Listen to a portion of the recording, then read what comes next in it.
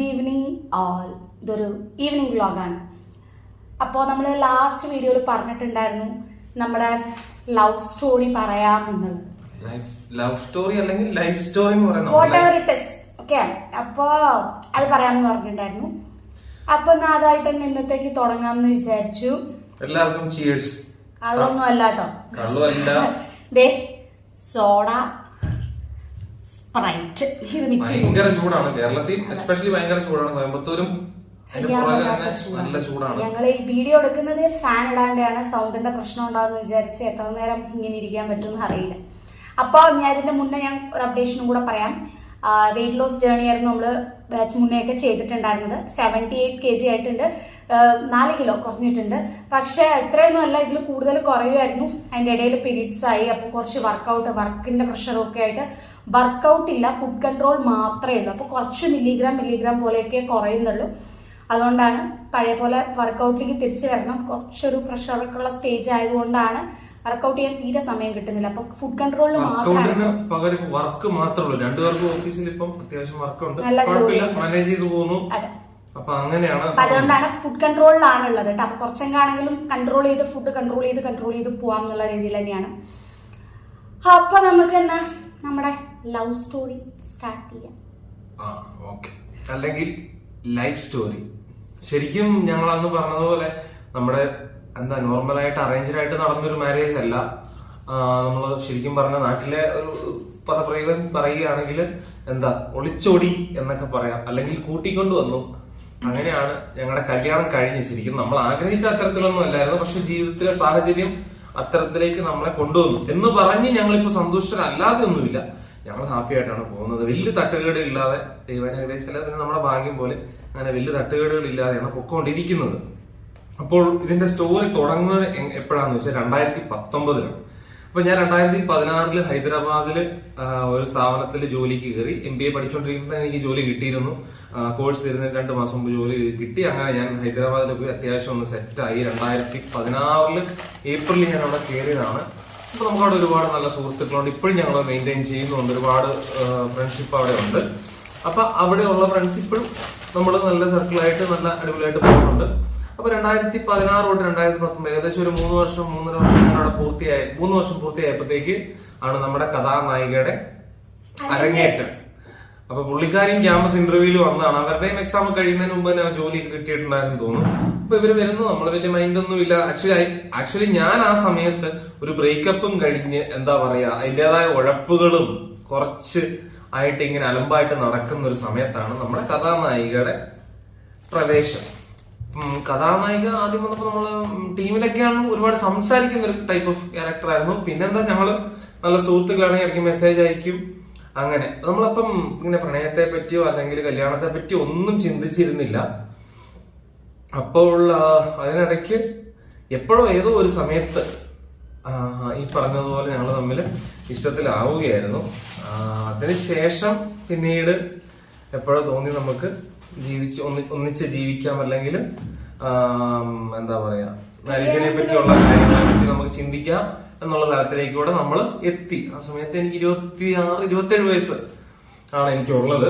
അപ്പൊ അതിന്റെ ഒരു മെച്യൂരിറ്റി വെച്ച് അങ്ങനെ ഒരു തീരുമാനത്തിലെത്തി. ആർത്തിക്ക് ഞങ്ങൾ 4 വയസ്സല്ലേ ഒരു ആ സമയത്ത് 23 വയസ്സ് അല്ലെ 24 വയസ്സ് 23 വയസ്സ് ഉള്ള സമയത്താണ്. അപ്പൊ ഇങ്ങനെ ഞങ്ങള് അങ്ങ് തീരുമാനിച്ചു. പിന്നെ കാര്യങ്ങളെല്ലാം അന്വേഷിക്കുന്നു. വേറെ വീട്ടിലോ വീട്ടുകാരൊക്കെ അവരുടെ വിവരങ്ങളൊക്കെ, പക്ഷെ അവരൊന്നും സംസാരിച്ചിട്ടൊന്നുമില്ല. അതുപോലെ എന്റെ വീട്ടിലെ കാര്യങ്ങളൊക്കെ നേരത്തെ അന്വേഷിച്ച് തിരക്കി. എന്റെ പപ്പായും അമ്മയായിട്ട് ആർത്തി സംസാരിക്കുമായിരുന്നു. പിന്നെ എന്റെ ലൈഫിൽ നടക്കുന്ന എന്ത് കാര്യമാണെങ്കിലും ഞാൻ എന്റെ പപ്പായുടെ മമ്മിയോട് പറയുമായിരുന്നു. അപ്പൊ ഇങ്ങനൊരു സ്നേഹം ഉണ്ടെന്ന് അവരോട് പറഞ്ഞു. ആക്ച്വലി ഇതിന് മുമ്പുണ്ടായിരുന്ന ഒരു പ്രണയത്തെ പറ്റി, എനിക്ക് ബ്രേക്കപ്പ് ആയ ആ ഒരു കാര്യത്തെ പറ്റി വീട്ടിൽ അറിയായിരുന്നു. അപ്പൊ അതിന്റെ ഒരു വിഷമത്തില് ഇരിക്കുമ്പോഴാണ് ഇങ്ങനെ ഒരു കാര്യം ഞാൻ വീട്ടിൽ അവതരിപ്പിക്കുന്നത്. എന്തായാലും അവരെ ഓക്കെയെന്ന് പറഞ്ഞ് മോള് വിട്ടു. എന്തായാലും പ്രായത്തിന്റേതായ ഒരു കാര്യമെന്ന് അവർ വിചാരിച്ചു. എങ്കിൽ കൂടെ ഇടയ്ക്കൊക്കെ ആരെയും വിളിച്ച് എന്റെ വീട്ടിലൊക്കെ സംസാരിക്കുമായിരുന്നു. അവർക്ക് അറിയാമായിരുന്നു എന്റെ വീട്ടിൽ ഞങ്ങൾ തമ്മിൽ ഇങ്ങനെ ഒരു ഇഷ്ടമുണ്ട്, ഇതാണ് കുട്ടി എന്നൊക്കെ കാര്യങ്ങളൊക്കെ അറിയാമായിരുന്നു. അപ്പോ അങ്ങനെ ഇരിക്കുമ്പോ അതിന് വലിയ കാര്യങ്ങളൊന്നും അറിയില്ല കേട്ടോ. പ്രണയം ഇങ്ങനെയുള്ള ഒരു കാര്യങ്ങളും അറിയത്തില്ല. അപ്പോ എന്തായാലും 2019 നവംബർ ഒക്കെ ആയപ്പോഴത്തേക്ക് രണ്ടുപേരും റിസൈൻ ചെയ്ത് അവിടുന്ന്. അതിനുശേഷം ഞാൻ ദുബായിലേക്ക് പോകാനുള്ള ഒരു പ്ലാനാണ്. വിസിറ്റിങ്ങിന്, ജോലിയൊന്നും ആയില്ല, അപ്പൊ വിസിറ്റിങ്ങിന് ദുബായിൽ പോകാന്ന് വിചാരിച്ചു. എന്റെ കസിൻ ചേച്ചി അവിടെ ഉണ്ട്. അപ്പം അവര് പറഞ്ഞു വന്ന് നോക്കാം, അവരുടെ വീട്ടിൽ നിന്നിട്ട് നമുക്ക് വിസിറ്റിങ്ങിൽ നിന്നിട്ട് നീ ജോലിയൊക്കെ തിരഞ്ഞ് നോക്കാമെന്ന് പറഞ്ഞു. അങ്ങനെ ഒരു പ്ലാനിൽ ഞാൻ ദുബായിക്ക് പോകാൻ വിചാരിച്ച് ഞാൻ റിസൈൻ ചെയ്തു. ആദ്യം ഓൾമോസ്റ്റ് ആ വീക്കിലെങ്ങാണ്ട് റിസൈൻ ചെയ്ത് ഞങ്ങൾ രണ്ടുപേരും നാട്ടിൽ പോന്നു. അതിനുശേഷം ദുബായിലേക്കുള്ള കാര്യങ്ങൾ ഞാൻ ഓൾമോസ്റ്റ് അത് കഴിഞ്ഞിട്ട് ജനുവരി, ആ വർഷം ഞാൻ ശബരിമലയ്ക്കും പോയിട്ടുണ്ടായിരുന്നു. അതിനെല്ലാം ശേഷം ജനുവരി 15 അങ്ങനെ എന്തോ 2019 ജനുവരി 15 ഞാൻ 2019 അല്ല 2020 ജനുവരി 15 ഞാൻ ദുബായിക്ക് പോന്നു. ദുബായിക്ക് പോയിട്ട് അവിടെ നിന്ന് ജോലി തേടാൻ ശ്രമിക്കുന്നു. അപ്പൊ അതിനിടയ്ക്ക് ഞാൻ ദുബായി ചെന്നൊരു 3-4 ദിവസം കഴിഞ്ഞപ്പോഴത്തേക്ക് ആരും എന്നെ മെസ്സേജ് അയച്ചു. അപ്പൊ എന്റെ അടുത്ത് പറയുന്നു, അർജേട്ടാ ഇങ്ങനെ ഒരു കാര്യമുണ്ട്, എന്താന്ന് വെച്ച് കഴിഞ്ഞാൽ അവളുടെ വീട്ടിൽ കല്യാണാലോചനകൾ ഇങ്ങനെ നോക്കുന്നുണ്ട്. അപ്പം ഒരു ഇത് പ്രപ്പോസല് ഇങ്ങനെ വരുന്നുണ്ട്. അപ്പം അത് ഓൾമോസ്റ്റ് ഫിക്സ് ആകാനുള്ള ചാൻസ് ആണ്, വീട്ടിൽ ഉറപ്പിക്കാനുള്ള ആണെന്ന് പറഞ്ഞു. അപ്പൊ ഞാൻ പറഞ്ഞ വീട്ടിൽ നമ്മുടെ കാര്യം ഒന്ന് പറയൂന്ന് പറഞ്ഞു. വീട്ടില് പറഞ്ഞപ്പോഴാണ് അവരാണെങ്കിൽ ഒരു താല്പര്യമില്ലാത്ത രീതിയിൽ സംസാരിച്ച് അമ്പലും വില്ലിനും അടുക്കുന്നില്ല. എന്താന്ന് കാര്യം എന്താ വെച്ചാൽ ഞാൻ ഒരു ഭയങ്കരമായിട്ടുള്ള മിഡിൽ ക്ലാസ് ഫാമിലിയിൽ നിന്ന് വന്നതാണ്. അത്തരത്തിൽ ലൈഫൊന്നും ഫുള്ളി സെറ്റിൽ ആയിട്ടില്ല. എന്റെ പ്ലാൻ ആക്ച്വലി എന്താ വെച്ചാൽ ദുബായിൽ പോയിട്ട് അത്യാവശ്യം സമ്പാദിച്ച് ഒരു ചെറിയ വീട്, നമുക്ക് ഉണ്ടായിരുന്ന വീട് ചെറിയൊരു വീടായിരുന്നു. അപ്പം ചെറിയ വീടാണ്. അപ്പം നല്ലൊരു വീടൊക്കെ വെച്ച് അത്യാവശ്യം ഒന്ന് സെറ്റ് ആയിട്ട് നല്ല രീതിക്ക് കല്യാണമൊക്കെ കഴിച്ച് മുന്നോട്ട് പോകാന്നുള്ള രീതിയായിരുന്നു. അപ്പം എന്താന്ന് വെച്ച് കഴിഞ്ഞാൽ ആരുടെ വീട്ടിൽ ഇങ്ങനെ ഒരു അഭിപ്രായം പറഞ്ഞു, ഒരു കാരണവശാലും സമ്മതിക്കുന്നില്ല എന്നുള്ള രീതിയായി. അപ്പൊ ഇങ്ങനെ ഒരു പ്രശ്നം വന്നു. അപ്പൊ ഞാൻ അഭിപ്രായം ചോദിച്ചു, ഞാൻ അളിയന്റെ വീട്ടിലാണ് നിന്നത്. അപ്പൊ അളിയനോട് ചോദിച്ചപ്പോ അളിയൻ പറഞ്ഞടാ, നീ അളിയനും പെങ്ങളും ഒക്കെ നമ്മളൊരു ലൈഫ് ഇവിടെ സെറ്റ് ചെയ്യാൻ വേണ്ടി വന്നു ദുബായിൽ, ഇത്രയും പൈസ മുടക്കി ദുബായിൽ വിസിറ്റിംഗും എടുത്ത് വന്നതാണ്. അപ്പം നിന്റെ ലൈഫ് നീ ആലോചിച്ച്, ലൈഫിൽ ഇതൊരു ടേണിംഗ് പോയിന്റ് ആണ്, ആലോചിച്ച് നീ തീരുമാനം എടുക്കാൻ വേണ്ടി എന്നോട് പറഞ്ഞു. എന്താ നിന്റെ തീരുമാനത്തിന് വേണ്ടിയാണ് എന്താ ചെയ്യേണ്ടതെന്ന് നീ തീരുമാനിക്കാൻ പറഞ്ഞു. ഇങ്ങനെ ഒരു ഉപദേശത്തോടെ അവർ തരുകയും ചെയ്തു. അപ്പൊ ഞാൻ ആരതിയോടും കൂടെ ഒരു അഭിപ്രായം ചോദിച്ചു, എന്താണ് നമ്മൾ ചെയ്യേണ്ട ഈ ഒരു സമയത്ത്. അതായത് റിംഗ് എക്സ്ചേഞ്ച് വരെ ഓൾമോസ്റ്റ് ഇവരുടെ ആ ഒരു ഡേറ്റ് ഫിക്സ് ചെയ്യാനുള്ള ഒരു പരിപാടിയും കൂടി ആയിരുന്നു. അപ്പം നമുക്കൊരു പെട്ടെന്നൊരു തീരുമാനം നമുക്ക് ആവശ്യമായിരുന്നു. അപ്പം ഞാൻ അളിയനോട് വിളിച്ചു, അളിയനോട് ഇങ്ങനെ സംസാരിച്ച് വെച്ചു. അതിനുശേഷം എന്റെ വീട്ടിൽ ഞാൻ ചോദിച്ചു. വീട്ടിൽ ചോദിച്ചപ്പം പപ്പ പറഞ്ഞു, പപ്പ അവരുമായിട്ട് സംസാരിക്കാന്ന് പറഞ്ഞു. ആരുടെ അച്ഛൻ ആ സമയത്ത് നാട്ടിലില്ല. ആരുടെ അച്ഛൻ രാജസ്ഥാനില് രാജസ്ഥാനിലല്ലായിരുന്നു, പുള്ളി എക്സ് ആർമിക്കാണ്. ഇപ്പം റിട്ടയർഡായി വീട്ടിലാണ് ആളുള്ളത്. ആ സമയത്ത് ആർമിയിലുള്ള. അപ്പൊ അച്ഛനുമായിട്ടല്ല സംസാരിക്കുന്നത്, അമ്മാവൻ അവര് ആണ് ഇടപെട്ടത്. അപ്പൊ അവരും അതുപോലെ കുടുംബത്തിലുള്ള ആർക്കും ഒരു താല്പര്യം, അതിനൊന്നും ഞാൻ കുറ്റം പറയുന്നില്ല. ഇപ്പം ഒരു വീട്ടിലൊരു മകളുണ്ടായാൽ അല്ലെങ്കിൽ എനിക്കൊരു പെങ്ങളുണ്ടായിരുന്നെങ്കിൽ നമ്മള് അവളെ നല്ലൊരു നല്ലൊരു വെൽ സെറ്റിൽഡ് ആയിട്ടുള്ള ഒരു ഫാമിലിയിലേക്ക് പറഞ്ഞു വിടാനാണ് ആഗ്രഹിക്കുന്നത്. നമ്മളെങ്ങനെയാണോ അതിന്റെ ഒരു പിടി മേലെയല്ലേ നമ്മൾ ചിന്തിക്കില്ല, ഒരിക്കലും അതിന്റെ താഴേക്ക് നമ്മളൊരു ചിന്തിക്കില്ലല്ലോ. അപ്പൊ അങ്ങനെ ഒരു രീതിയിലാണ് എല്ലാവരും ചിന്തിച്ചിട്ടുണ്ടായിരിക്കുക. നല്ല അത്യാവശ്യം നല്ല സെറ്റിലായ ഒരു ഫാമിലിക്ക് പോകണം, വെൽ സെറ്റിൽഡ് ആയ ഫാമിലിക്ക് തന്നെ പോകണം എന്നുള്ളതാണ്. അരുണേട്ടന്റെ വീട്ടിലാണെന്ന് വെച്ചെങ്കിൽ അരുണേട്ടൻ തന്നെ എന്താ സെറ്റിൽ ആവണേ ഉണ്ടായിരുന്നുള്ളൂ. അപ്പോ തറപ്പണിയൊക്കെ കഴിഞ്ഞ് വീട് ഇട്ടിട്ടുണ്ടായിരുന്നുള്ളൂ. അപ്പൊ അതൊന്ന് ഇതാക്കിയിട്ട് കല്യാണം എന്നുള്ള പ്ലാനിലായിരുന്നു. അതൊന്നും പറഞ്ഞ് വീട്ടുകാരോട് ഇതാക്കാനുള്ള ഒരു ഇതൊന്നും ഉണ്ടായിരുന്നില്ല, ടൈമും ഉണ്ടായിരുന്നില്ല, കേൾക്കണും ഉണ്ടായിരുന്നില്ല. അങ്ങനത്തെ ഒരു സ്റ്റേജിലായിരുന്നു. നമുക്ക് ആരും നമ്മൾ ആരും കുറ്റം പറയണില്ല കേട്ടോ. ഫസ്റ്റ് ഓഫ് ഓൾ അതാണ് പറയുന്നത്. എന്റെ വീട്ടുകാരായിക്കോട്ടെ, ഇതിലിപ്പോ രണ്ട് വീട്ടുകാർക്കും കുറ്റമൊന്നുമില്ല. ഇപ്പം ഇത് ചിലത് ഞാൻ വിശ്വസിക്കുന്നത് ഞങ്ങളുടെ ലൈഫിൽ ഒരു ഉഴപ്പ് കൊണ്ട്, അല്ലെങ്കിൽ ഏറ്റവും ഉഴപ്പി ഇരുന്ന സമയത്ത് ഒരു തീരുമാനം എടുത്തെന്നോ അല്ലെങ്കിൽ ഏറ്റവും മോശമായ ഒരു തീരുമാനം ഞാൻ പറഞ്ഞില്ല. ചില കാര്യങ്ങൾ നടക്കേണ്ടതാണെങ്കിൽ അത് നടന്നേ പറ്റുള്ളൂ. ഇപ്പൊ ഞാൻ ദുബായിലല്ല അമേരിക്കയിലാണെങ്കിലും ഞാൻ പോയിട്ട് തിരിച്ചു വന്ന് ഇത് നടക്കേണ്ടതായിരുന്നു, നടക്കുക തന്നെ ചെയ്യുമായിരുന്നു. പിന്നെ സത്യം പറഞ്ഞു കഴിഞ്ഞാൽ ആർക്കും ഇപ്പൊ എന്റെ വീട്ടിൽ താല്പര്യം ഇല്ലാത്ത പോലെ തന്നെയായിരുന്നു അരുണേട്ടന്റെ വീട്ടിലും. അവർക്കും ഒരിക്കലും അവിടെ നിന്ന് ഇങ്ങോട്ട് വരണ്ട എന്നുള്ളത് തന്നെയായിരുന്നു അവർക്കും. അവിടെ മമ്മിയാണെങ്കിലും പപ്പയാണെങ്കിലും വേണ്ട, സ്റ്റോപ്പ് ചെയ്തോ, വേണ്ടെന്നല്ല, അവർക്കൊരു വിഷമത്തോടു കൂടിയാണ്. കാരണം എന്ന് വെച്ച് കഴിഞ്ഞാല് മകൻ ലൈഫിൽ ടേണിംഗ് ഫസ്റ്റ് ജോബും കഴിഞ്ഞിട്ട് ദുബായിക്കാണ് അവൻ പോകുന്നത്. അപ്പൊ കുറച്ചുകൂടെ മെച്ചപ്പെട്ട ഒരു ശമ്പളം, അതുപോലെ വീട് കാര്യങ്ങൾ, അവന്റെ ലൈഫ് സെറ്റ് ആക്കണം. അപ്പൊ എന്തായാലും നമ്മുടെ ഫാമിലി മൊത്തത്തിൽ ഒന്ന് സെറ്റ് ആ രീതിയിൽ അവര് ആ രീതിയിലാണ് കണ്ടുകൊണ്ടിരുന്നത്. എന്ന് പറഞ്ഞ ഇഷ്ടമില്ലാഞ്ഞിട്ടല്ല, അവര് സംസാരിച്ചുകൊണ്ടിരുന്നതാണ് അതുവരെ. പക്ഷെ ആ ഒരു തീരുമാനം നമ്മളിങ്ങനെ ഒരു എന്താണ് കൂട്ടിക്കൊണ്ടുവരിക, അത്തരത്തിലുള്ള ഒരു സംസാരം വന്നപ്പോഴത്തേക്ക് എന്റെ വീട്ടിൽ നിന്ന് നോ എന്നുള്ള അഭിപ്രായമാണ്. തന്നെയായിരുന്നു. അതുപോലെ അവരാണെങ്കിലും ഒരാളും സപ്പോർട്ട് ചെയ്തിട്ടില്ല. പിന്നെ എന്റെ തീരുമാനത്തിനെ വിട്ട് നീ തീരുമാനിക്കുക. കാരണം വെച്ചാൽ നമ്മുടെ ലൈഫിൽ ഉഴപ്പായിട്ടുള്ള തീരുമാനങ്ങളോ മോശമായ തീരുമാനങ്ങളോ എടുത്ത് അവർ കണ്ടിട്ടുമില്ല. എന്തായാലും അവർ ചിന്തിക്കാനുള്ള ബോധമുണ്ടെന്ന് അവർ വിചാരിച്ച് എന്താ ചെയ്യാൻ പറഞ്ഞു. അപ്പൊ ഞാൻ ആരതിയായിട്ട് സംസാരിച്ചു. അപ്പൊ ആരതി പറഞ്ഞു പിന്നെ ഇങ്ങനെ എന്താ ചെയ്യേണ്ടതെന്ന് ചോദിച്ചപ്പോ ഞാൻ ചോദിച്ചാൽ വന്നു കഴിഞ്ഞു കഴിഞ്ഞാൽ വരാൻ പറ്റുമെന്ന് ചോദിച്ചു. അപ്പൊ അങ്ങനെ ഒരു തീരുമാനത്തിലേക്ക് രണ്ടുപേരും അങ്ങനെ എന്താ പറയാ ഒന്നിക്കാനുള്ള തീരുമാനത്തിലേക്ക് ഞങ്ങൾ എത്തുകയായിരുന്നു. ആ സമയത്ത് എന്തോ ഞങ്ങൾക്ക് അങ്ങനെയാണ് തോന്നിയത്. മെച്യൂരിറ്റി ഇല്ലായ്മയാവാം. എനിക്ക് സത്യം പറഞ്ഞ മെച്യൂരിറ്റി ഇല്ലായ്മ എന്നു പറയുള്ളൂ. അത് വിചാരിച്ച് തെറ്റായ ജീവിതം എന്നല്ല പറയണത്. എനിക്കന്ന് മെച്യൂരിറ്റി, എനിക്ക് അന്നൊരു വാശി അങ്ങനത്തെ ഒരു പ്രായത്തിന്റെ സമയം കൂടിയാണല്ലോ നമ്മുടെ. ആ ഒരു സമയം കൂടിയാണ് എല്ലാവരും വാശി ഉണ്ടായിരുന്നു സത്യം പറഞ്ഞു കഴിഞ്ഞാൽ. പിന്നെ ഞാൻ മെയിനായി അത് കഴിഞ്ഞിട്ട് ഫെബ്രുവരി 6-ാം തീയതിയാണ് ആരതിനെ കൂട്ടാനുള്ള ഒരു തീരുമാനം. ഞാനും എന്റെ നാട്ടിലുള്ള 2 സുഹൃത്തുക്കളും കൂടിയാണ് എന്റെ ഫ്രണ്ടിന്റെ ഒരാളുടെ വണ്ടിക്കാണ് പോകുന്നത്. അതങ്ങനെ ഇവരവിടെ വരുന്നു. അവിടെ എന്ന് പറഞ്ഞിട്ടുണ്ടെങ്കിൽ ഞാൻ കുറേ നുണ പറഞ്ഞിട്ടാണ് വീട്ടിൽ നിന്ന് ഇറങ്ങുന്നത്. ഒന്ന് എംപ്ലോയ്മെന്റ് എക്സ്ചേഞ്ചിലേക്ക് പോകാനുണ്ട് എന്ന് പറയുന്നു, ഡ്രസ്സ് സ്റ്റിച്ച് ചെയ്യാന്ന് പറയുന്നു. എന്റെ അമ്മയാണെങ്കിൽ ബാങ്കിൽ വെയിറ്റ് ചെയ്തുകൊണ്ടിരിക്കുകയായിരുന്നു എന്നെ. അതൊന്നും ആലോചിക്കുമ്പോൾ ശരിക്കും പറഞ്ഞു കഴിഞ്ഞാൽ ഈ ചിരിയൊന്നും അല്ല കേട്ടോ. സത്യം പറഞ്ഞു കഴിഞ്ഞാല് ഉള്ളോണ്ട് നല്ല വിഷമം ഇപ്പൊ ഉണ്ട്. അന്നത്തെ ആ ഒരു സമയത്ത് എനിക്ക് സത്യം പറഞ്ഞു കഴിഞ്ഞാൽ അങ്ങനത്തെ ഒരു ഫീലിങ്സ് എനിക്ക് അച്ഛൻ അമ്മ എത്രത്തോളം വാല്യൂ ഉള്ളതാണെന്നുള്ള ഒരു ഫീലിങ്സ് ഒന്നും എനിക്ക് അന്നത്തെ സമയത്ത് സത്യം പറഞ്ഞിട്ടുണ്ടായിരുന്നില്ല. അന്ന് എന്നല്ല, ആ ഒരു പണ്ടത്തെ നമുക്ക് നമ്മുടെ അടുത്തുണ്ടാവുമ്പോൾ നമുക്ക് അതിന്റെ വില അറിയില്ല. അത് കുറച്ച് ദൂരെ പോകുമ്പോഴേ അതിന്റെ വില അറിയുള്ളൂ എന്ന് പറയുന്നത്. അപ്പൊ ആ ഒരു സിറ്റുവേഷൻ തന്നെയായിരുന്നു കേട്ടോ സത്യം പറഞ്ഞു കഴിഞ്ഞാല്. ഇപ്പൊ അതൊക്കെ ആലോചിക്കുമ്പോ ശരിക്കും പറഞ്ഞാൽ വിഷമമുണ്ട്. അങ്ങനത്തെ ഒരു സിറ്റുവേഷനിൽ അമ്മേനെ ഇട്ട് പോകുന്നു എന്നൊക്കെ ആലോചിക്കുമ്പോ. സ്റ്റോറി പറഞ്ഞതിന് ശേഷം ഞാൻ മറ്റു കാര്യങ്ങൾ പറയാം.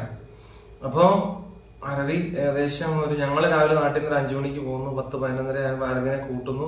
എന്റെ മനസ്സിന്റെ ഭയങ്കര ടെൻഷനാണ്. പക്ഷെ ഞാൻ ചിന്തിച്ച ലൈഫിൽ നമ്മളൊരു കമ്മിറ്റ്മെന്റിലേക്ക് വന്നു കഴിഞ്ഞിട്ട് പിന്നെ നമുക്ക് 2 പേർക്ക്, ആരതിക്ക് നല്ലൊരു ചെറുക്കനെ കിട്ടാഞ്ഞിട്ടോ എനിക്ക് വേണം ലൈഫ് സെറ്റായിട്ട് വേറെ പെണ്ണിനെ നോക്കാൻ പറ്റാഞ്ഞിട്ടോ അല്ല, പക്ഷെ എന്തോ വിട്ട് കളയേണ്ടെന്നുള്ളൊരു തീരുമാനം 2 പേർക്കും അങ്ങനെ ഒരു തീരുമാനത്തിലേക്ക് ഞങ്ങൾ എത്തിയത് കൊണ്ടാണ് ഇത്തരത്തില് ഞങ്ങൾ ചെയ്യേണ്ടി വന്നത്. വീട്ടുകാര് ഒരു തരത്തിലും സമ്മതിക്കാത്തത് കൊണ്ട് മാത്രമാണ് ഇങ്ങനെ ചെയ്യേണ്ടി വന്നത്. അല്ലാതെ ചെയ്യുന്നത് ശരിയാണെന്നോ അതിനെ ന്യായീകരിക്കാൻ ഒന്നും ഞങ്ങൾ നിൽക്കുന്നില്ല. ഇപ്പൊ ആലോചിക്കുമ്പോ തോന്നും കുറച്ചും കൂടെ വെയിറ്റ് ചെയ്യാൻ മതിയായിരുന്നു, അച്ഛൻ വരണവരെ എങ്ങനെയും പിടിച്ചു കയറണം, അങ്ങനത്തെ ഇപ്പൊ ചിന്തയുണ്ട്. പക്ഷെ അങ്ങനത്തെ ഒരു സമയത്ത് സത്യം പറഞ്ഞതൊന്നും എന്റെ മനസ്സിലുണ്ടായിരുന്നില്ല. അത് വെച്ചിട്ട് ഇങ്ങനെ ഞാൻ മുട്ടി നിൽക്കുന്ന അങ്ങനത്തെ കൈൻഡ് ഓഫ് പേഴ്സണോ അങ്ങനെ ഒന്നും അല്ലായിരുന്നു. എന്തോ മനസ്സിൽ അങ്ങനെയാ തോന്നിയത്, പോവാം, ജീവിതം സെറ്റിൽ ആവും. എനിക്കൊരു കോൺഫിഡൻസ് ഉണ്ടായിരുന്നു. അരുണേട്ടൻ അത്യാവശ്യം നല്ല എഡ്യൂക്കേറ്റഡ് ആയിട്ടുള്ള ആളാണ്. കുറെ എന്താ പറയാ, എന്തായാലും നല്ല ജോലിയിൽ വെൽ സെറ്റിൽഡ് ആയി നമ്മൾ മാറും എന്നുള്ളത് നമുക്കറിയാം. പക്ഷെ അങ്ങനെയാണ്. എന്നിട്ട് ഞാൻ നാട്ടിലേക്ക് കൂട്ടുന്നതിന് മുമ്പ് ഞാൻ വീട്ടിൽ പറഞ്ഞത് ഇങ്ങനെയാണ്. അപ്പം നമ്മുടെ നാട്ടിലെ ഒരു കമ്മ്യൂണിറ്റി ഹാളിൽ വെച്ചാണ് ഞങ്ങളുടെ കല്യാണം ചെറിയ രീതിക്ക് വൈകുന്നേരം ചെയ്യാമെന്നുള്ള പ്ലാനിലേക്ക് ഞങ്ങൾ രാവിലെ പോയിട്ട് 10-12 മണിയോടുകൂടി ആരതിനെ കൂട്ടുന്നു. ഞാൻ നാട്ടിലേക്ക്, കണ്ണൂരാണ് എന്റെ നാട്. പിന്നെ ഇവർ സമ്മതിക്കാത്തതിന് ഒരു പ്രധാനപ്പെട്ട ഒരു കാരണം നമ്മുടെ നാടിന്റെ ഒരു പേരിന്റെയാണ്. കണ്ണൂർ എന്ന് പറയുമ്പോൾ തന്നെ ഇവിടെ ഉള്ളവർക്കും ഇവര് മലപ്പുറക്കാരാണ്, എടപ്പാളുകാരാണ്. അപ്പോ നമ്മള് കണ്ണൂർ എന്ന് പറയുമ്പോൾ ബോംബ്, ഗുണ്ടകൾ, രാഷ്ട്രീയം ഒക്കെ നമ്മൾ അതുമായിട്ടൊരു ബന്ധം. രാഷ്ട്രീയത്തിലൊക്കെ ചെറിയ എന്താ പിന്നെ അനുഭാവികളാണെങ്കിൽ കൂടെ ഇത്തരത്തിലുള്ള ഞങ്ങളുടെ നാട്ടിലേക്കോ അല്ലെങ്കിൽ തല്ല് പ്രകടനങ്ങൾ പ്രശ്നങ്ങളിലേക്കോ ഒന്നും പോകുന്ന ഒരു സ്ഥലവും അല്ല, നമ്മൾ അത്തരത്തിലുള്ള ആളുകളുമല്ല. അതെന്തോ ആയിക്കോട്ടെ. പക്ഷെ അവരുടെ ആ തെറ്റിദ്ധാരണ അതും ഉണ്ടായിരുന്നു. പിന്നെ ഓഫ് കോഴ്സ് ഈ പറഞ്ഞ പോലെ സാമ്പത്തികത്തിന്റേതായുള്ള പ്രശ്നങ്ങളും ഉണ്ടായിരുന്നു. ഓൾമോസ്റ്റ് ഒരു 5-5:30 ഞങ്ങൾ നാട്ടിലേക്ക് എത്തുവാണ്. അപ്പൊ അതിനിടയ്ക്ക് ഞാൻ ആരതിയുടെ ചേച്ചിയുടെ ഹസ്ബൻഡിനെ വിളിച്ചു. ഇങ്ങനെയാണ് സംഭവം ഉള്ളതെന്ന് പറഞ്ഞു. പുള്ളിക്കാരനെ ആക്സെപ്റ്റ് ചെയ്യാൻ പറ്റാത്തൊരു ഇതിലായിരുന്നു. അപ്പോ എന്താ പറയാ, വേറെ വഴിയില്ല, ഞാൻ ഫോൺ കട്ട് ചെയ്യായിരുന്നു. ഇങ്ങനെ അറിയിച്ചു എന്ന് മാത്രം. ഇടയ്ക്ക് അമ്മ ആരതിനെ വിളിക്കുന്നു, തല നുണങ്ങളൊക്കെ പറയുന്നു, അവിടെ ഉണ്ട് ഇവിടെ ഉണ്ട് എന്നൊക്കെ. ഇല്ല, അതിന്റെ ഇടയിൽ വിളിച്ചു. പക്ഷെ ഇത് പറഞ്ഞതിന് ശേഷം പിന്നെ അമ്മ വിളിച്ചിട്ടില്ല. എവിടെ ഇത് അതായത് ചേച്ചിയുടെ ഹസ്ബൻഡിനോട് പറഞ്ഞു വൈകുന്നേരം അല്ലേ. അപ്പൊ അങ്ങനെ അപ്പൊ എല്ലാരും ഷോക്കായി. അതൊക്കെ ചിന്തിക്കാൻ, അതായത് എന്റെ വീട്ടിൽ ആരും എന്നെ അങ്ങനെ ഒരു ഇതിൽ എക്സ്പെക്ട് ചെയ്യണില്ല. സത്യം പറഞ്ഞു കഴിഞ്ഞാൽ ഞാൻ അങ്ങനെ ചെയ്യും എന്നുള്ള ഒരു ഇതിലൊന്നും അവരാരും എക്സ്പെക്ട് ചെയ്യുന്നില്ല. കാരണം ഞാൻ വീട്ടിൽ അത്രയും പെറ്റായിട്ടുള്ള ഒരാളാണ്. എന്റെ അമ്മയുടെ ആയിക്കോട്ടെ അച്ഛന്റെ ആയിക്കോട്ടെ ആരുടെ ആണെങ്കിലും കൂടുതൽ പെറ്റായിട്ടുള്ള ഒരാളാണ്. അപ്പോ അവര് വിശ്വസിക്കില്ല ഒന്നാമത്. പിന്നെ എനിക്ക് പണ്ടും ഇങ്ങനത്തെ പരിപാടികളോടൊന്നും എനിക്ക് ഇഷ്ടമല്ല. ഈ ഒളിച്ചോട്ടം പരിപാടി സത്യം പറയാൻ എന്റെ ജീവിതത്തിൽ ഞാൻ ഒരിക്കലും ചെയ്യില്ല എന്ന് വിചാരിച്ചിട്ടുള്ള ഒരു കാര്യമാണ്. എന്റെ അച്ഛനോട് ഞാൻ പറഞ്ഞിട്ടുമുണ്ട്, അങ്ങനെ ഒരു വാക്ക് കൊടുത്തിട്ടുമുണ്ട്. അപ്പൊ ഞാൻ അങ്ങനെ ചെയ്യില്ല എന്നുള്ളത് പറഞ്ഞിട്ടുണ്ട്. അപ്പൊ അങ്ങനത്തെ ഒരാളായ ഞാൻ എന്ന് പറഞ്ഞ ഒരാൾ ചെയ്യാന്ന് പറഞ്ഞിട്ടുണ്ടെങ്കിൽ ഒരുപക്ഷെ എന്റെ അച്ഛൻ നാട്ടിലുണ്ടായിരുന്നെങ്കിൽ ഒരിക്കലും ഇങ്ങനെ ഒരു പ്രവൃത്തി ഞാൻ ചെയ്യില്ലായിരുന്നു. പക്ഷെ എന്തോ നമ്മുടെ ഓരോരുത്തരുടെ തലയിലെ ഓരോ വരയായിരിക്കും എന്ന് വിചാരിക്കണു. അങ്ങനെ ഞങ്ങൾ പോയി. ഇനി അത്രയും പറഞ്ഞാൽ മതി, അതിൽ കൂടുതൽ ഞാൻ പറയണ്ട. നാട്ടിലെത്തി കല്യാണമൊക്കെ കഴിഞ്ഞു, അത്ര തന്നെ. കല്യാണം കഴിഞ്ഞു. അത് കഴിഞ്ഞിട്ട് കുറെ വലിച്ചു നീട്ടണമൊന്നുമില്ല. വീട്ടിലുള്ളവർക്കൊരു സമാധാനമില്ല. അപ്പോ അത് കാരണം കൊണ്ട് അവര് കുറെ വിളിച്ചിട്ട് ഓരോന്നൊക്കെ പറഞ്ഞു. അച്ഛൻ വിളിച്ച് അച്ഛന്റെ അവസ്ഥ എന്ന് പറഞ്ഞാൽ അച്ഛൻ രാജസ്ഥാനില് വണ്ടി ഓടിച്ചുകൊണ്ടിരിക്കുമ്പോഴായിരുന്നു ഇത് കേട്ടത്. പുള്ളിക്ക് എന്താ പറയാ അറ്റാക്കിന്റെ പോലെയൊക്കെ വന്നു. എനിക്കതൊന്നും പറയാൻ സത്യം പറഞ്ഞു കഴിഞ്ഞാൽ എനിക്ക് താല്പര്യമില്ല. അതുകൊണ്ടാണ് ഞാൻ അതൊന്നും ഇൻക്ലൂഡ് ചെയ്യാത്തത്. അപ്പൊ അങ്ങനെയൊക്കെയായി. അച്ഛന്റെ മാനസികാവസ്ഥയും വളരെ, ബിക്കോസ് ഞാൻ അച്ഛനും ഞാനും അത്രയും ക്ലോസ് ആണ്. ഞാൻ അമ്മേനേക്കാൾ കൂടുതൽ അച്ഛനുമായിട്ട്. അപ്പൊ അച്ഛനെ ഒരിക്കലും അക്സെപ്റ്റ് ചെയ്യാനേ പറ്റുന്നുണ്ടായിരുന്നില്ല. അപ്പൊ അങ്ങനെ കല്യാണം അതൊക്കെ കഴിഞ്ഞ്, ആ കഥയൊക്കെ കഴിഞ്ഞു. അങ്ങനെ എന്റെ വീട്ടുകാർക്ക് അത് ഉറപ്പിന് വേണ്ടിയിട്ട് അവർ പറഞ്ഞു, ഞങ്ങൾക്ക് എന്തൊക്കെയാണെങ്കിലും ഞങ്ങള് അതിന്റെ അച്ഛനും അമ്മയ്ക്കും ഒക്കെ നമ്മൾ ഗുരുവായൂർ അമ്പലത്തിന്റെ അടുത്തുള്ള ആൾക്കാരാണ്. അപ്പൊ ഗുരുവായൂർ വെച്ചിട്ട് തന്നെ എന്തായാലും താലി കെട്ടണം എന്നുള്ളത് പറഞ്ഞു. അവർക്കും ഒരു സമാധാനത്തിന് വേണ്ടിയിട്ട്. കാരണം ഇവരവിടെ കൊണ്ടുപോയിട്ട് അവരുടെ ചിന്ത അങ്ങനെയൊക്കെയായിരുന്നു. ഇവരവിടെ കൊണ്ടുപോയിട്ട് ഇനി എന്റെ കുട്ടീനെ കഷ്ടപ്പെടുത്തുമോ, നേരം പോലെ കല്യാണം കഴിക്കില്ലേ, അങ്ങനെയൊക്കെ ഒരു വേവലാതി അവരുടെ മനസ്സിലും ഉണ്ടായിരുന്നു. അപ്പോഴേക്കും ഞങ്ങൾ അതിന്റെ ഇടയിൽ മറ്റേ നമ്മുടെ മാരേജ് സർട്ടിഫിക്കറ്റ് ഒക്കെ ഞങ്ങൾ മേടിച്ചായിരുന്നു കേട്ടോ. അത് കഴിഞ്ഞു ഗുരുവായൂർ പോയി. ഇവരുടെ കുറച്ച് ആൾക്കാർ എന്റെ വീട്ടിൽ നിന്ന് പറഞ്ഞു കഴിഞ്ഞാൽ എന്റെ അച്ഛനും അമ്മയും വന്നില്ല. അവർ ദൂരെ നിന്ന് കണ്ടു എന്നാണ് അവർ പറയണത്. അടുത്തേക്ക് വന്നിട്ടുണ്ടായിരുന്നില്ല. അങ്ങനെ അമ്മാവന്മാരാണ് കൂടുതൽ ഉണ്ടായിരുന്നത്. അമ്മാവന്മാര് കൈപിടിച്ച് തന്നിട്ട് അങ്ങനെ ഗുരുവായൂർ വെച്ചിട്ട് ഒരു ചെറിയ കല്യാണം പോലെ ആക്കി. അതിനുശേഷം ഞങ്ങൾ വീട്ടിലേക്ക് തിരിച്ചു പോരുന്നു. പിന്നെയുള്ള ലൈഫ് എന്ന് പറഞ്ഞു കഴിഞ്ഞാൽ ഫെബ്രുവരി ഒരു 10-15 ശേഷം അതിന്റെ ഇടയില് അപ്പൊ ഇവര് ഫോട്ടോ ഒക്കെ എടുക്കുമ്പോ ഇവരുടെയൊക്കെ വിചാരം എന്താ പറയാ, കുറെ ആൾക്കാർ പറഞ്ഞു അവളുടെ മുഖം കണ്ടില്ല, അവൾക്കൊരു ധാർഷ്ട്യം പോലെ. സത്യം പറഞ്ഞു കഴിഞ്ഞിട്ടുണ്ടെങ്കിൽ എനിക്കൊരു ധാർഷ്ട്യമായിരുന്നില്ല. ഞാൻ എങ്ങനെ എന്റെ അമ്മയെ ഫേസ് ചെയ്യും? ഞാൻ അവിടെ ഒറ്റയ്ക്ക് ഇട്ട് പോകുന്നതല്ലേ. എന്റെ അമ്മയ്ക്ക് ഒരു റോഡ് പോലും ക്രോസ് ചെയ്യാൻ പേടിയായിരുന്നിട്ടുള്ള ഒരാളാ. അപ്പോ ഞാൻ ഒറ്റയ്ക്ക് ഇട്ടിട്ട് പോകുന്നതല്ല. അപ്പൊ എനിക്ക് എങ്ങനെ ഫേസ് ചെയ്യും? അച്ഛനെ ഞാൻ എങ്ങനെ ഫേസ് ചെയ്യും? ഈ വീട്ടിൽ നടക്കുന്ന എന്തൊക്കെയാണെന്നൊന്നും ഞാൻ അറിയണില്ല കേട്ടോ. എങ്ങനെയാണ് അച്ഛന്റെ കണ്ടീഷൻ ഒന്നും ഞാൻ അറിയണില്ല. അപ്പൊ എന്താ പറയാ, അങ്ങനെയൊക്കെ കുറച്ച് വിഷമങ്ങൾ നല്ലോണം ഉണ്ടായിരുന്നു. അപ്പൊ ആ ഒരു വിഷമത്തിലാണ് ഞാൻ നിൽക്കണത്. ഇവരെങ്ങനെ റിയാക്ട് ചെയ്യും? പിന്നെ ഞാൻ ചെല്ലുമ്പോ ഞാൻ അവിടെ തേടിക്കൊണ്ടിരിക്കുന്നത് എന്റെ അച്ഛനെയും അമ്മേനെയാ. അപ്പൊ അവർ രണ്ടാളും ഇല്ല. അപ്പൊ എനിക്ക് വേറെ വിഷമായി. പക്ഷെ ഇത് നമ്മൾ ഇത്രയും ആൾക്കാർ അവിടെ തൊഴാൻ നിൽക്കുന്നുണ്ട്. അപ്പൊ ഇത്രയും ആൾക്കാരുടെ ഇടയിൽ നമുക്ക് ആ ഒരു നമ്മുടെ ഫീലിങ്സോ നമ്മുടെ ഇമോഷനോ നമുക്ക് പ്രകടിപ്പിക്കാൻ പറ്റുമോ? പറ്റില്ലല്ലോ. അപ്പൊ അത് എക്സ്പ്രസ് ചെയ്യാണ്ടിരിക്കാൻ ഞാൻ എപ്പോഴും, എനിക്ക് വിഷമം വന്നാലും എന്താണെങ്കിലും ഞാൻ ദേഷ്യമാണ് ഞാൻ ഫസ്റ്റ് ഓഫ് ഓൾ പ്രകടിപ്പിക്കുക. ഞാൻ അങ്ങനെ ആരുടെ മുന്നിലും കരയാറില്ല. അപ്പൊ എനിക്ക് ആ ഒരു വിഷമമൊക്കെ ഞാൻ തീർക്കുന്നത് ഞാൻ എൻ്റെ ഉള്ളിലേ പറഞ്ഞിട്ടാണ് ഞാൻ തീർത്തുകൊണ്ടിരിക്കുന്നത്. അപ്പൊ ഇവരുടെയൊക്കെ വിചാരം ഞാനെന്തോ ഭയങ്കര സന്തോഷത്തിലാണ്, എന്തോ നേടിയെടുത്ത മാതിരിയാണെന്നൊക്കെയാണ്. ഉള്ളിന്റെ ഉള്ളില് ദൈവങ്ങൾക്ക് അറിയായിരിക്കും, എനിക്കും അറിയാം, നല്ല വിഷമം തന്നെയായിരുന്നു. നല്ല വിഷമം എന്ന് പറഞ്ഞു കഴിഞ്ഞാൽ ആ ഫസ്റ്റത്തെ ദിവസം നമ്മൾ അറിഞ്ഞില്ലെങ്കിലും പോകെ നമുക്ക് ആ ഓരോ ദിവസങ്ങളിലും നമ്മൾ അറിഞ്ഞ ഒരു വിഷമം ഉണ്ടല്ലോ, അത് ആരടുത്ത് പറഞ്ഞാലും മനസ്സിലാവില്ല. അത് ജീവിതത്തിൽ ഒരു തിരിച്ചറിവ് കൂടിയാണ്. പക്ഷെ ഞങ്ങൾ ഒരിക്കലും ഞങ്ങളുടെ ലൈഫിലെ ഉണ്ടായ ഒരു കാര്യങ്ങൾ വെച്ചിട്ട് ഞാൻ ഒരിക്കലും നമുക്ക് ഇങ്ങനെ ഒളിച്ചോട്ടം മറ്റൊന്നും നമ്മൾ സപ്പോർട്ട് ചെയ്യില്ല. ഇപ്പൊ എന്റെ ഏറ്റവും അടുത്ത ക്ലോസ് ഫ്രണ്ട്സ് പറഞ്ഞാൽ പോലും നമ്മൾ സപ്പോർട്ട് ചെയ്യില്ല. കാരണം ഇതിന് ശേഷം ഉണ്ടായ പല കാര്യങ്ങളും നമ്മളത് പഠിപ്പിച്ചു. അതിനുശേഷം രണ്ട് കുടുംബത്തിലുണ്ടാകുന്ന വിഷമത്തെ പറ്റിയും എല്ലാം ചിന്തിക്കുമ്പോൾ നമുക്ക് ഇപ്പോഴും വിഷമം തന്നെയാണ്. പക്ഷെ എന്തോ ഞാൻ പറഞ്ഞില്ല, ജീവിതത്തിൽ പല നിമിത്തങ്ങളാണ്. അപ്പം അത് നടക്കേണ്ട കാര്യങ്ങൾ അത് എങ്ങനെയും നടന്നിരിക്കും. അങ്ങനെയാണ് ഞങ്ങളുടെ ലൈഫിൽ ഉണ്ടായത്. അല്ല ജീവിതത്തിൽ വെറും ചെറിയ പിള്ളേര് 20-ഉം 22-ഉം ആയ പിള്ളേരൊക്കെ വന്ന് എന്തെങ്കിലും കാണിച്ച് ലൈഫ് ഒരു വർഷം കൊണ്ട് മോശപ്പെടുത്തി കളയുന്ന പോലത്തെ ഒരു ലൈഫിലുള്ള തീരുമാനത്തിലല്ല ഞങ്ങൾ എടുത്തത്. ഞങ്ങൾ സ്ട്രോങ് ആയിട്ട് എടുത്തുള്ള തീരുമാനമായിരുന്നു. ആ രീതിക്ക് തന്നെ ഞങ്ങൾ മാക്സിമം വലിയ കുഴപ്പമില്ലാത്ത രീതിയിൽ ലൈഫ് ഓടിക്കുന്നുണ്ട്. അതിനുശേഷം ഞാൻ പറഞ്ഞുതരാം. അപ്പൊ കല്യാണം ഫെബ്രുവരി 11 ഗുരുവായൂർ വെച്ച് കല്യാണം നടക്കുന്നു. അതിനുശേഷം കുറച്ച് ദിവസം അങ്ങനെ തട്ടിമുട്ടിയൊക്കെ പോകുന്നു. അത് കഴിഞ്ഞ് ജോലിനെ പറ്റി ചിന്തിക്കണം. ഓഫ് കോഴ്സ് രണ്ടുപേർക്കും ജോലിയില്ല. അപ്പൊ അങ്ങനെ കല്യാണമൊക്കെ കഴിഞ്ഞതിന് ശേഷം നമ്മുടെ ജീവിതം എന്ന് പറഞ്ഞിട്ടുണ്ടെങ്കിൽ കുറച്ച് നല്ല കഷ്ടപ്പാടുകൾ തന്നെയായിരുന്നു. കാരണം കയ്യില് സാമ്പത്തികമായിട്ട് കാര്യമായിട്ടൊന്നുമില്ല. ചെറിയ പൈസയേ ഉള്ളൂ. ദുബായിൽ പോയിട്ട് വന്നു ആ സമയത്ത് ബാക്കിയുള്ള ചെറിയ പൈസയേ ഉള്ളൂ. ഇപ്പൊ സുഹൃത്തുക്കളുടെ അടുത്താണെങ്കിലും ചോദിക്കുന്ന പരിധിയുണ്ട്. എന്നാലും ഞാൻ ചോദിച്ചിട്ടില്ല. ഫ്രണ്ട്സിന്റെ അടുത്ത് നിന്ന് അങ്ങനെ കടം മേടിക്കേണ്ടതായിട്ട് വന്നില്ല. കാരണം അത്തരത്തിൽ ചിലപ്പോൾ മറ്റു ഒരുപാട് അടിച്ചുപൊളി കല്യാണത്തിന് ഹൈമൂൺ അത്തരത്തിലേക്ക് പോകുന്നതിന് മുമ്പ് കോവിഡിന്റെ ഔട്ട് ബ്രേക്കിന്റെ സമയമാണ്. കോവിഡ് ആ സമയത്താണ് സ്റ്റാർട്ട് ചെയ്യുന്നത്. അത് കഴിഞ്ഞിട്ട് ഞങ്ങൾ ജോലിനെ പറ്റി ചിന്തിക്കുന്നു. ജോലിക്ക് നമ്മുടെ സുഹൃത്തുക്കളോടായിട്ട് പറഞ്ഞ പോലെ നമ്മുടെ എന്റെ കൂടെ വർക്ക് ചെയ്ത ഹൈദരാബാദ് അവരൊക്കെ ആയിട്ട് ബന്ധപ്പെട്ട് അവര് ബാംഗ്ലൂരൊക്കെ ആയിട്ട് വർക്ക് ചെയ്യുന്നു, കോയമ്പത്തൂരായിട്ട് വർക്ക് ചെയ്യുന്നു. അപ്പൊ അവരുമായിട്ട് സംസാരിച്ച് അവർ പറഞ്ഞു, എടാ നീ റെസ്യൂമെ ഒക്കെ അയക്ക്, കോയമ്പത്തൂർ നമുക്ക് നോക്കാം. അത്തരത്തിൽ ഓൾമോസ്റ്റ് ഇന്റർവ്യൂ രണ്ടുപേർക്കും കിട്ടുന്നു. ഓൾമോസ്റ്റ് ആയ സമയത്താണ് ബാക്ക്ഗ്രൗണ്ട് വെരിഫിക്കേഷനും സാലറി ഡിസ്കഷനും മാത്രം പെൻഡിങ്ങിലുണ്ടായിരുന്നത്. അപ്പൊ അങ്ങനെ ഇരിക്കുമ്പോഴാണ് ഈ കോവിഡിന്റെ പ്രശ്നം ഭയങ്കരമായിട്ട് പെരുകി.